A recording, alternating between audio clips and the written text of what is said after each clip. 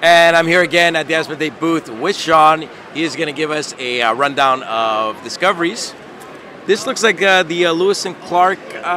It's not an expansion though. From what I hear, it's a standalone, correct? Yeah, it's absolutely a standalone game. And like what I like to say when I'm describing this game is that it's kind of like a sequel to the game. Completely standalone. It is its own game, absolutely. And in fact, quite a different game than Lewis and Clark, but same feel, same designer, same art. So if you like Lewis and Clark, you're going to like a lot of things about this game. Okay. So the idea of this game, it is a dice action game. So you're going to roll your dice, and it's going to go into your action zone, and then you're going to use your dice to execute different actions that you can do along the way.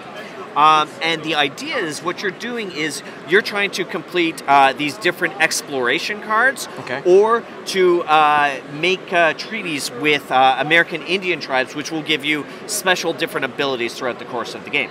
So as you're going along, you'll see like you've got different actions to move from the bottom of the card to the top of the card, and these are going to require you to put together combinations that allow you to move in one way or another. So there are mountain passes and there are river passes, and often you get the choice of which direction to go in. If there's like a fork in the road, right, you'll decide how to do it, and it's whatever way works best for you.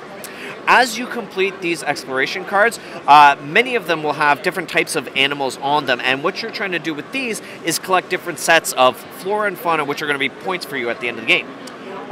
The American Indian cards have different numbers of teepees on them, and this is kind of like the longest road. Whoever has the most of these is going to get more points at the end of the game, so it's kind of like a race to see who can collect the most of these.